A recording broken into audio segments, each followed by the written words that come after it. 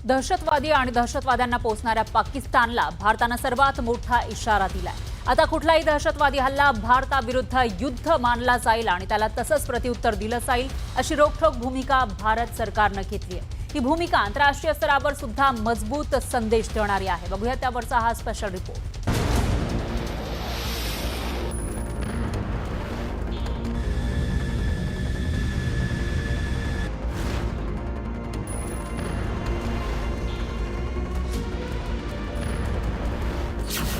दहशतवादाला माफी नाही।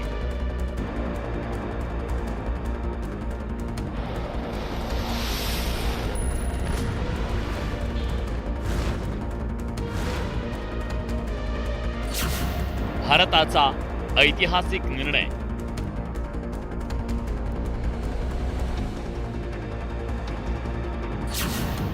पाकिस्तानला अंतिम इशारा।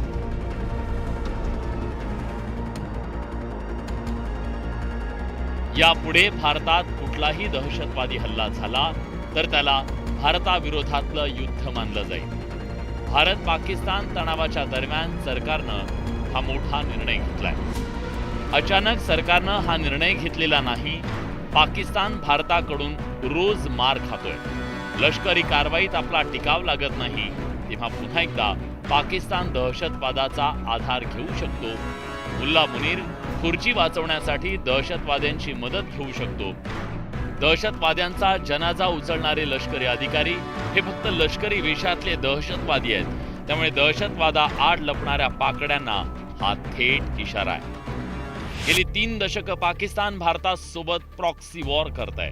लढाईच्या मैदानात मार खाल्ल्यानंतर पाकिस्ताननं दहशतवादाचा मार्ग निवडला। 12 मार्च 1993 मुंबई बॉम्बस्फोट, 11 जुलै 2006 मुंबई लोकल बॉम्बस्फोट, 26 नोव्हेंबर 2008 मुंबई हल्ला आणि 22 एप्रिल 2025 पहलगाम हल्ला। दहशतवादी हल्ल्यांची ही यादी प्रचंड मोठी आहे। दहशतवादानं देश होरपळून निघाला। हजारो मृत्यू झाले, कोट्यवधींचं नुकसान झालं। आपण सगळं सहन केलं। त्या हल्ल्यामागे पाकिस्तान असल्याचे पुरावे असून सुद्धा आपण काही करू शकलो नव्हतो। पण आता दहशतवाद सहन करणार नाही असा निर्धार सरकारनं केला। यापुढे कुठलाही दहशतवादी हल्ला म्हणजे ऍक्ट ऑफ वॉर मानला जाईल असा निर्णय सरकारनं घेतलाय। ॲक्ट ऑफ वॉर म्हणजे काय?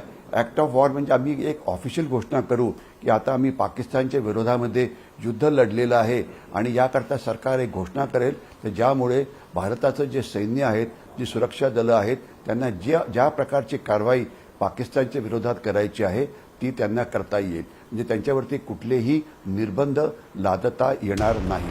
दहशतवादी हल्ला म्हणजे भारताविरोधात युद्ध म्हणजे यापुढे भारत हल्ल्यानंतर विचार करणार नाही तर थेट कारवाई करेल। पाकिस्तानच्या प्रॉक्सी वॉरचा हा अंत असेल। आता भारत दहशतवाद सहन करणार नाहीच, पण ते पसरवणाऱ्याला सुद्धा सोडणार नाहीये।